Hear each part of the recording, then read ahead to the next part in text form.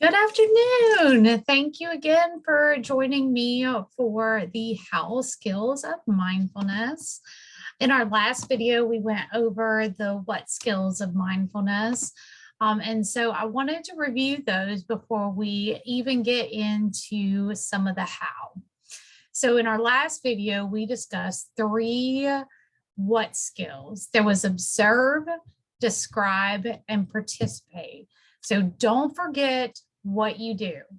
Remember that observing is noticing what is happening in your internal environment and your external environment. So you're checking in with your body, you're checking in with your feelings, you're checking in with your thoughts, you're looking around in what's going on the outside, and you're just observing it using your senses. Describe what that experience is. So maybe you notice a smell of flowers as you walk by a garden, or the sound of vehicles driving by. Maybe you notice a change in temperature of your skin, or internally, maybe you notice worry thoughts. Maybe you notice your heart beating faster. Maybe you notice tingling sensations in your hands, or maybe you notice certain behaviors like balling of a fist or your knee shaking. And then finally, participate. This skill is about letting it happen, fully embracing the experience without trying to push it away, just letting whatever is here be here without trying to change it. So we know what to do. This what skills tell us what to do. This segment of mindfulness skills is about how you do it. And the how skills is just that, how you do the what skills. So the how skills of mindfulness include non-judgmental, one mindful, and doing what works. So when you're observing and describing and participating fully in things, you're doing all of those things non-judgmentally, one mindfully, and then choosing to do what works in the situation. So let's dig in a little bit about each one. The first one was non-judgmentally. Judgments can be really hard to recognize. Once you can recognize judgments, the easier it is to start to remove them. So what is a judgment? A judgment is basically putting an opinion or some qualifier on an observation you're making. So let me give you an example. So let's say your observation is that you're feeling some anger. That's your observation from your what skills. You're observing that. The description that you might give it is, I'm noticing there's a flush to my face. My heart is beating faster. Maybe my hands are balled up. My jaw muscle might be tight. And for me, when I feel anger, I feel a rush of energy that begins about in my belly. So if I were to observe that and describe it, and then place a judgment on it, I might say that anger is a bad emotion. But if you take a non-judgmental stance, anger is neither good nor bad. The fact that I'm having anger symptoms does not mean I'm a bad person. Experiencing emotion is neither good nor bad. It just is. It is okay to feel angry feelings and have angry thoughts. So let's look at some possible outcomes. If I were to judge my anger, I am much more likely to react really negatively. I might act out disruptively. I might get even more upset. My emotions will fluctuate more. But when I take a non-judgmental stance and I just notice it and I describe it, then I am likely to experience that emotion until it begins to dissipate and go away. So why be non-judgmental? Well, judgments actually increase emotional pain and they damage relationships. So another example here, let's say a significant other is late calling you at the end of the day when they promised that they were going to call you. You might think, man, they're selfish. Here I am waiting by the phone for their call, and they don't even care enough to call me back. And I've even called them like 5 times, and they are just awful people. Being non-judgmental does not mean that you start ignoring your feelings or not speaking about your preference. So I'm not asking you to dismiss that you've got feelings coming up. A non-judgmental reframe might look like this. I'm upset that you have not called when you said that you would. It makes me worry that you may not care about me. I really prefer if you would follow through on calling when you say that you will. See, when the emotional charge of a situation isn't heightened, it's a lot easier for us to start looking for solutions. When we're all in emotion mind, it is really difficult for us to look past that emotion. So let's talk about how to let go of judgments. So the first thing you have to remember is you got to let go of good and bad, right or wrong. Instead of trying to place some judgment about whether your behavior or somebody else's behavior is good or bad, stick to the facts. Go with the who, the what, the where, the when. Sometimes, we embellish facts without even thinking about it, and we make judgments and we base what we believe on those judgments rather than the facts. Now, here with this skill, we are not looking to replace negative judgments with positive ones. It's not like we're supposed to look through life with all rose-colored glasses. We are just sticking to what is observable and not anything that we're adding to the situation with our judgments. Although, if you have a positive judgment, it is not nearly as painful as negative ones are.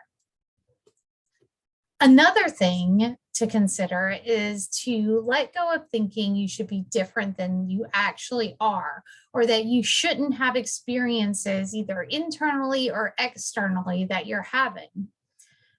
You may think sometimes that there is something wrong with you, or that you're stupid or lazy, or some other harsh criticism of what you are or your experiences or things that you've done.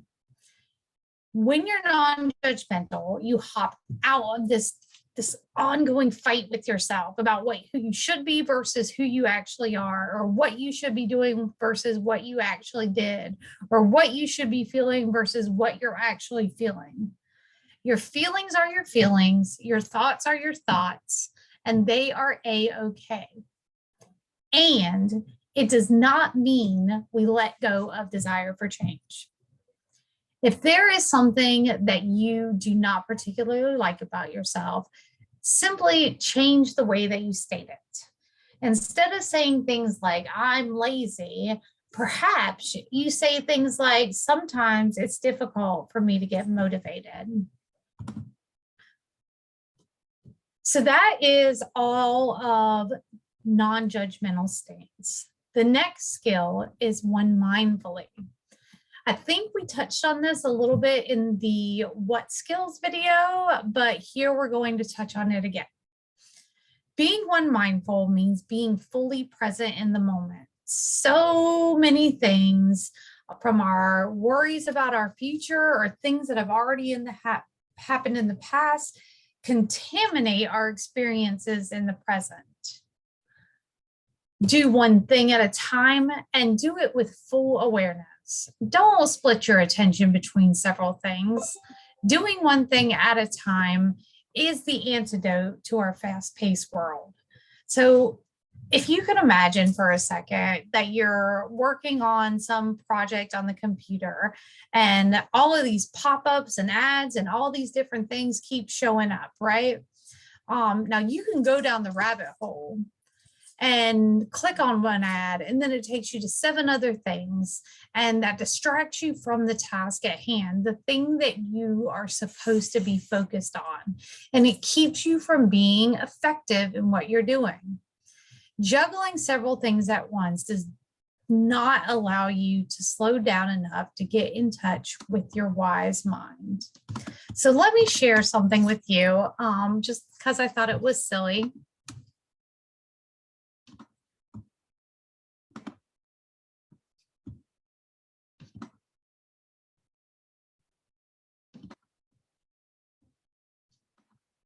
So many of the times our brains look a lot like this, and even my own sometimes, right? So we're thinking about the dishes that are in the sink, and we're thinking about the homework that needs to get done, and we're thinking about the thing our friend said earlier the other day, and all of these things are coming in to this moment right now.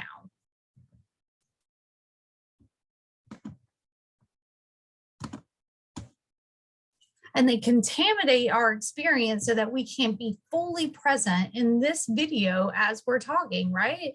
In fact, take a few moments right now and consider how many things are influencing what you're thinking about right now. In fact, I will stand to reason or stand to bet that at least one person watching this video right now is texting a friend, looking on TikTok, doing some other things that doesn't allow them to fully learn from the video. And I'm wondering if maybe you can consider how that impacts your ability to fully take in the message and be present in this moment. I've got one more video that I would like to share with you. And this time when you watch it, I would like you to consider moving away from any other video devices that you might have and just be fully present in this moment so that you can feel what it is to be fully mindful.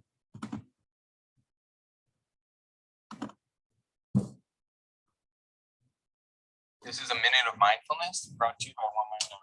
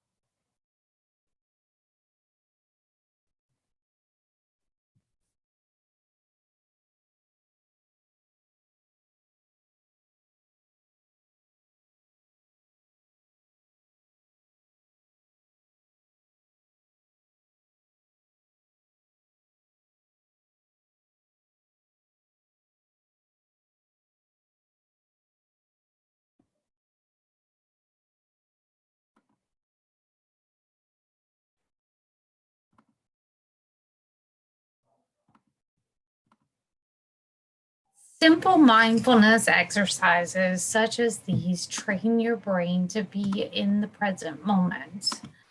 And in fact, what the research says is that if you can do 5 minutes, that video was 1 minute, 5 minutes per day, it has substantial effects on your overall emotional health, physical health, and just overall well-being. The last skill that I wanted to talk to you about under the How Skills of Mindfulness is do what works. So why do things that are effective? To be effective, it is so important to figure out what is going to work within your current circumstances rather than hoping you can find a magic wand and magically change what the reality is. Think about removing the idea of fair and unfair from your thoughts. This is a judgment, and there is only reality. So, for instance, let's say a teacher yelled at you in school because you were talking, but you were not actually talking. You might think that's not fair and respond to it in a pretty big way. However, if your goal is to stay in the class and continue to do your work, then that is not the most effective. If your goal is to end up at the principal's office, that might be more effective. So consider what is going to be most effective in the environment, considering what your goals are. When you don't focus on being effective, you may act in ways just to prove a point or be right. But consider for a moment that there is no absolute truth and there is no absolute right. And everyone is right and everyone is wrong. And it is all just a matter of perspective. So when you're considering how to be effective, there are 2 steps. The first one is figure out what you want from a situation. In the situation with the teacher, you may want an apology. Now, if you get up and get frustrated and angry, the likelihood that you're going to get an apology is probably pretty low. But if you approach the teacher after class and talk to them, you may indeed get that apology. The second step is don't escalate. Rarely does escalating the intensity of a situation get you what you need. So let's talk about one more example. If someone cuts you off in traffic, you may be tempted to lean on your horn or give them the old, roadside salute. Or maybe you want to tailgate them, or maybe you want to yell some obscenities in their direction. There's all kinds of different ways that people present this. But consider this. What is your goal? If it is to arrive at your location safely, is this really effective? Because as you're tailgating, you increase the chance that you will end up getting in an accident. As you are leaning on your horn, you're actually distracting drivers from what they're doing and increase the likelihood of an accident. If you are yelling obscenities and giving them the salute, you also distract that driver again, who's already driving kind of recklessly. So can we think about what is mostly effective for your goal? If circumstances present that bring up feelings in you, sometimes it's more effective to calm down and use some of your skills, such as deep breathing. Remind yourself of your goal and do what is most effective. So just as a real quick review, the how skills are non-judgmentally, one mindfully, and do what works. Thanks for tuning in. I hope you enjoy this video. Bye.